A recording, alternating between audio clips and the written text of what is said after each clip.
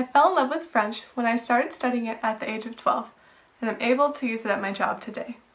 Currently, I'm a senior analyst at Anheuser-Busch InBev, where I work on exports to some of our various markets throughout the world. I was able to get a job immediately after graduating from university because I studied a foreign language in addition to my business degree.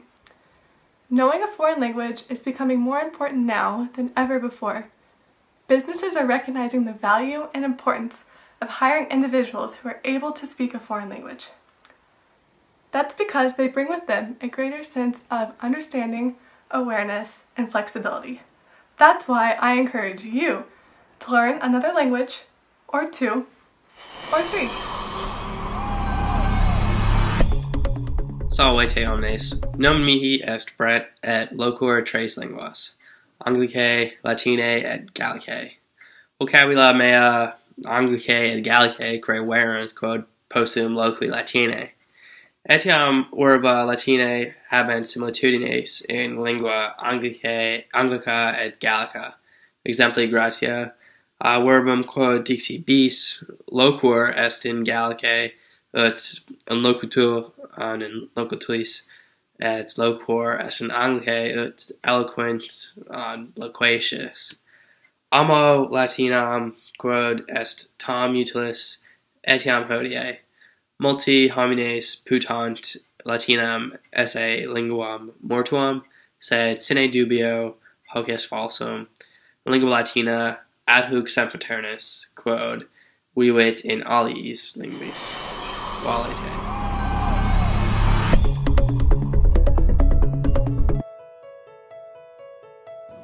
Having been an elementary school teacher in the inner city, in one of the rough parts of Chicago, I saw the challenges that my students were faced with. I lived them as a teacher as well, in a neighborhood where you're divided or in the border between two different gang rivals. As a teacher, I was giving the students the skills or the tools they needed to be successful as students later in life. Now in the capacity as an FBI linguist, I'm using those skills to put some of those individuals that have been or are a challenge for our children that are in those inner city schools, and that they're faced with these challenges, and putting those people away. Being part of a team that are working with this squad of agents that deal with criminal investigations to make the streets safer so that our kids are able to go to school day in, day out.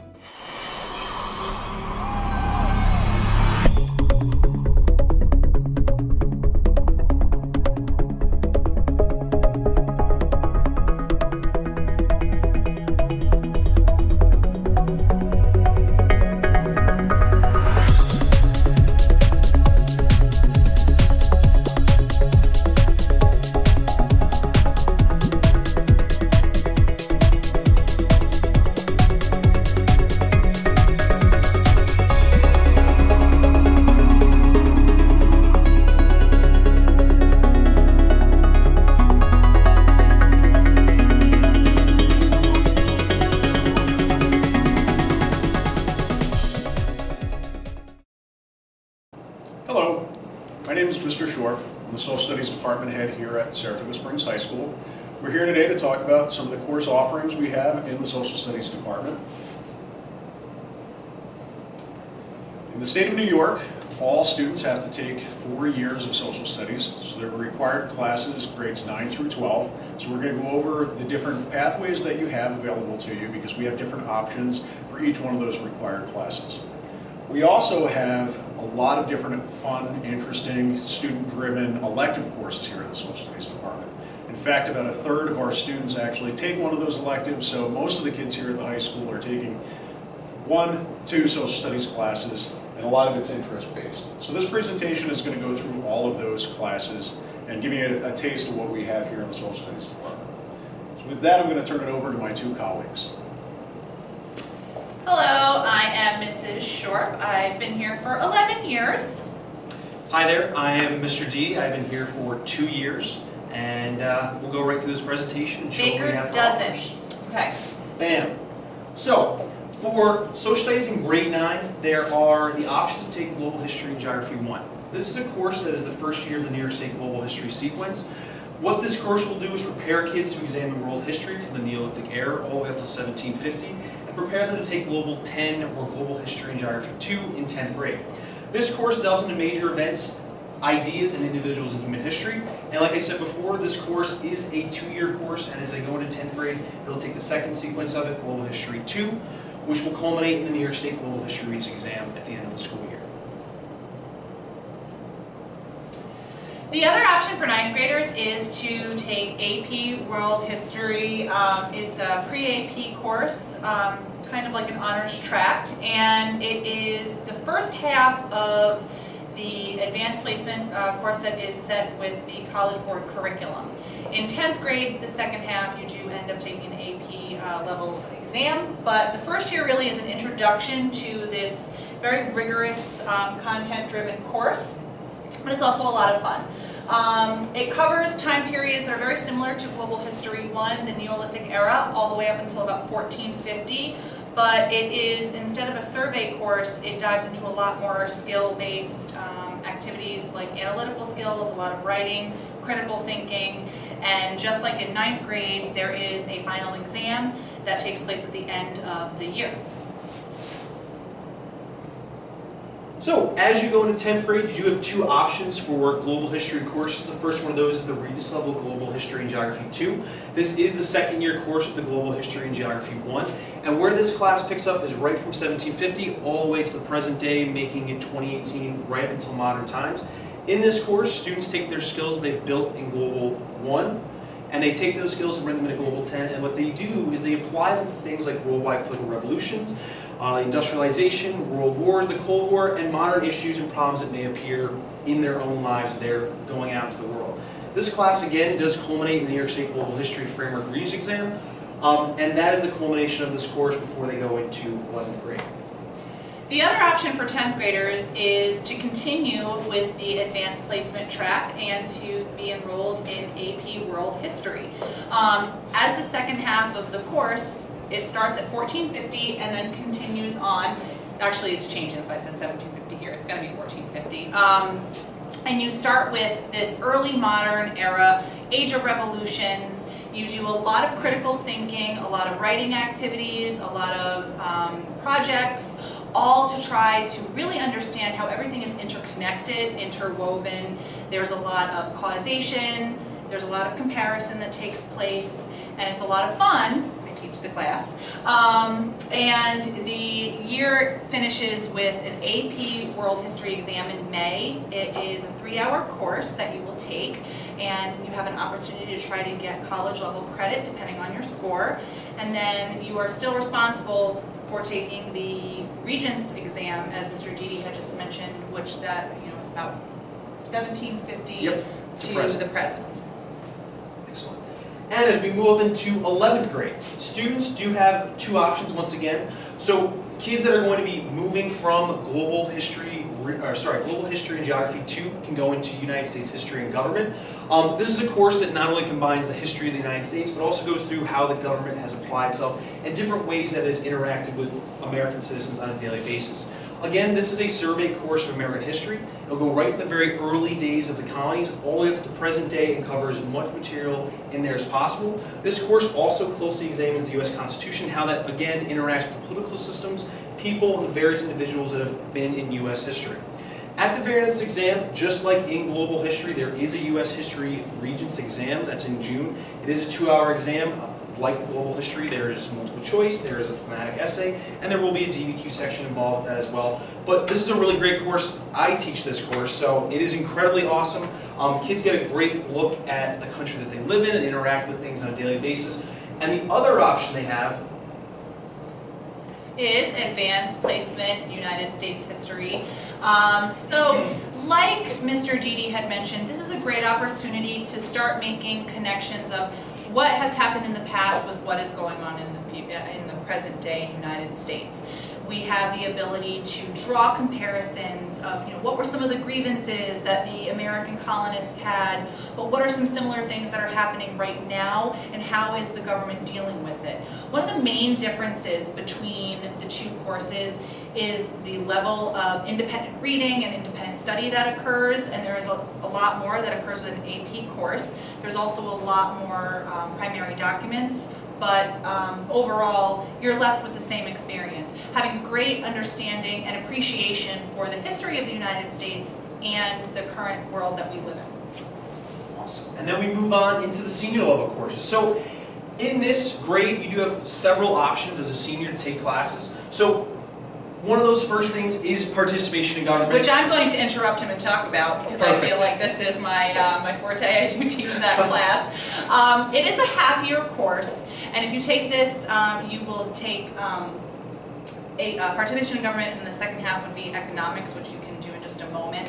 But it is not history-based. It is active participation in how can you be an active citizen, advocating for change, what are current issues that are going on in the country, how can I help my community, whether that's a school community, the state, national community, and it is also a project, can't talk today here.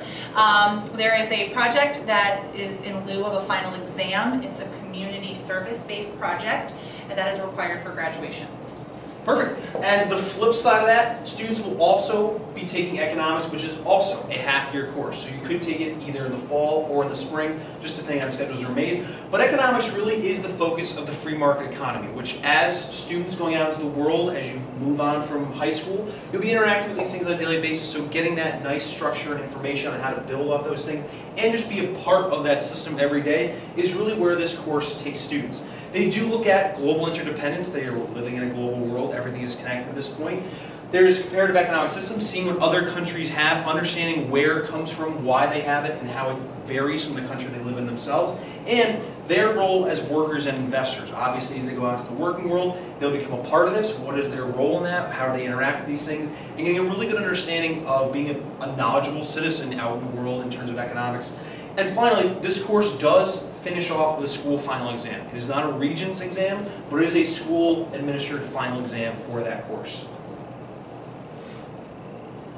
The other option as a senior, if you are an advanced placement interested student who also is wanting to integrate some math skills in a social studies course, would be the AP Macroeconomics course. It is a year-long course as opposed to a half-year course, and it does integrate both participation in government aspects and the economics side. You do have curriculum at that college level, and this I would say is very comparable to what you would see in a freshman introductory economics course at university level. It examines how economic systems operate by looking much more in depth at monetary and fiscal policy, understanding the mathematics that goes into understanding how the economy works, making predictions, understanding how things happened in the past, growth performance measures, a lot of true understanding of how the economy works, in addition to some theoretical understanding. Like the other AP courses, you will be taking a economics AP exam in May, and you have the opportunity to try to get some credit there. There's also a school level final that is taking place very shortly after the AP exam at that level, and that would be your final exam grade for the class. Perfect. And as we continue to move on through here, this is actually a brand new course that started in the 2018-2019 school year, but will be offered again next year. In lieu of taking participation in government or economics or even AP macro, this is actually a full year senior option that satisfies both those requirements, having participation in government or PIG, and also having that economics requirement as well. And it's taught through the partnership with Suny Albany. So if students are looking to get some early credit to go into college, if they plan on going to college, this is a really great opportunity for them to see both those courses combined in a very effective way where they can get some credit, get some more understanding, get a little bit more in depth in U.S. public policy.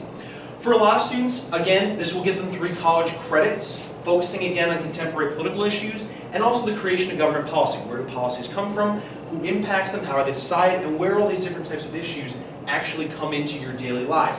This course, again, building off the information that students have through all of their history courses at Saratoga, focuses on welfare, civil rights, healthcare, economic policy, again, through that lens of current events. So students really get to dig into looking at events that are happening in the present and then applying those to where these policies come from and getting a really good in-depth understanding of what's actually happening in the United States today. Students should also expect to have very in-depth discussions, talking about civility, the way that you have conversations with each other, and also having a good chance to actually talk in a safe area and debate issues without having to worry. And again, this course is a full-year course, and you can get college credit through SUNY Albany as well. We do have another option, a school within a school option, if you will, as the Saratoga Pathways Academy, or the SPA Academy that you may know it as. And it really is a collaborative effort between the Social Studies Department, the English Department, Math and Science, and it's project-based. It is an opportunity for students to work in the maker space, which has amazing technology. Pretty, if you haven't visited, I highly recommend that you do so. And you can tackle real-world problems, and you work with the community on these projects that will teach you all of the skills and all of the information that you would normally learn in a traditional classroom setting. So it really is truly unique. It is open to all students that are grades 9 through 11. We currently do not offer a senior level class for a program, but it is a really nice community where you establish not only great knowledge, but relationships with your teachers and your peers, and it's a really good experience. Yes, and again, that is a really nice way of building community, and students really do get to take a little bit of a different approach to what they're learning in their classes and apply it more to project-based learning, which is great. Any final exams that you would be expected to take in a comparable class, you would also be expected to take there. You do have finals, you do have tests. Absolutely. It's not all project-based. And another course, also an elective that's offered for students, is Saratoga Local History. So in this course, students get a chance to actually explore and interact with their local community and the resources that the City of Saratoga has for them already available at hand. Students get to study parts of the history of Saratoga, right from the earliest foundations of when the city was founded, all the way up to the present day. And through this class, through a series of field trips, seminars, guest speakers, accessing local resources, there's so many available to students in the area, they get a much deeper understanding of the community and the place that they actually live in. And obviously, if you have not seen Health, History, and Horses, that is the motto. But beyond that, you really are getting a chance to interact with the city that you live in. Hopefully you'll put roots down in the city and actually get a chance to see where you live and how it plays into the role of history in their lives. Yeah, and it's really unique too, because Saratoga is always finding itself in the center of all of these world events or these major occurrences throughout the United States. So we live in a very unique place. If you are really interested in learning about war and diplomacy and negotiations, War and Diplomacy 1 and 2 is definitely a class that you would be interested in. We don't really have a lot of time in all of our normal classes, 10th and 11th grade, to spend on World War I, World War II, the Civil War, the Cold War, the French and Indian War. This is a way where you can really understand the causes, the deep-seated, rooted causes of those events, and how is it that we reacted. But what's really great is it's not just a timeline. You get to know people's stories and the decisions that they made and how that affected the world and the trajectory of our country and the rest of the world. It examines tactics, technology, leadership, failures of trying to negotiate, and how can you prevent conflict in a world moving forward. Talk about relevant. And what's also great too is that there's a number of field trips, there's a lot of projects, and some really great guest speakers that come in during those courses that can really give a first-person perspective on all these things that are going on through war and diplomacy. 2 more electives. So, for social studies, students can also take a psychology course. The regular psychology is a half-year course that introduces students to the study of human behavior and mental function. In this class, students will delve into various topics in modern psychology, cognition, behavioral psych, emotion, and normal psych, and a number of other topics that we can't even list here, but there's a ton of different information that students can grapple with and really get a chance to understand. Through this course, you'll understand the studies and the research methods that are used for psychology and how actual psychologists are able to apply these things to human behavior.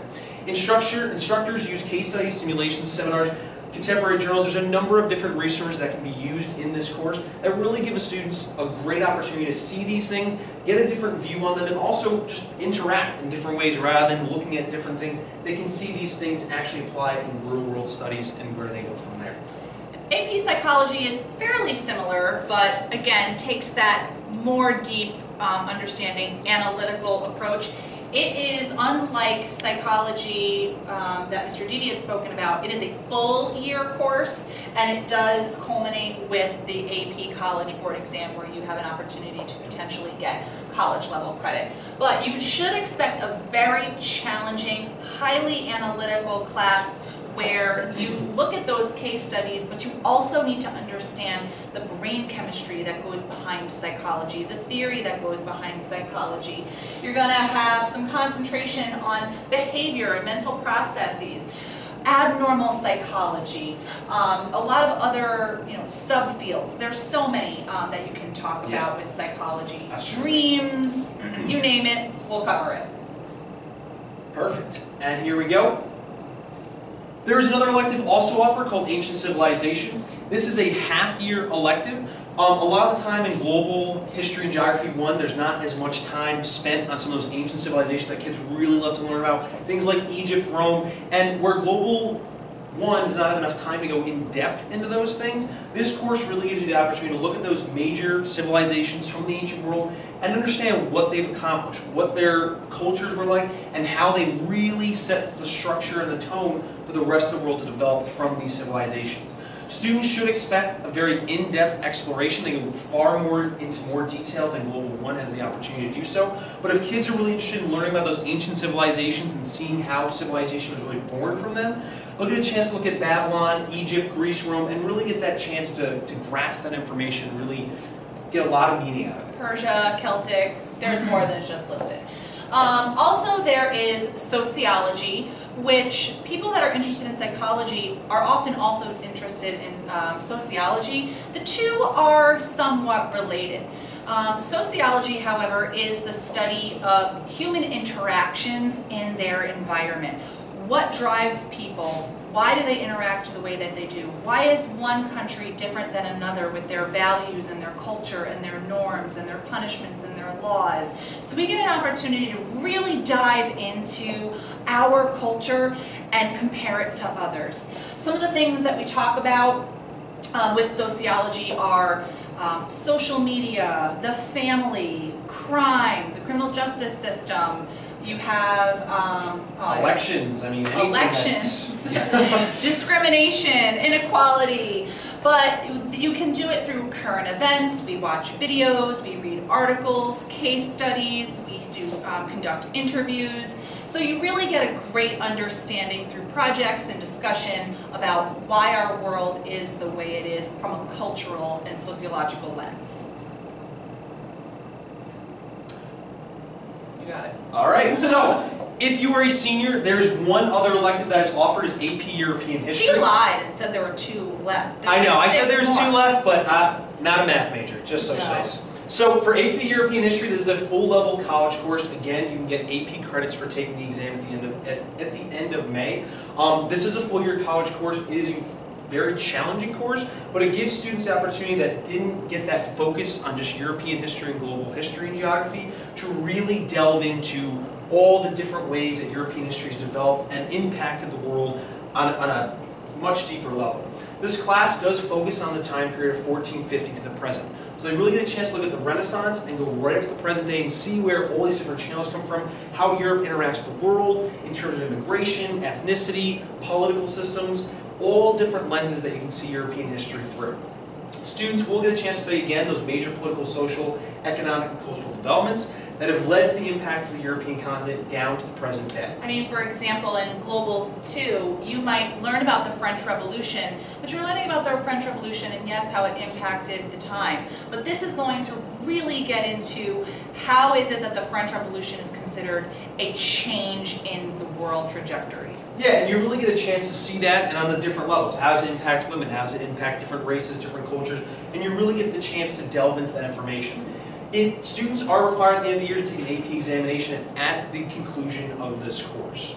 All right? Oh, no.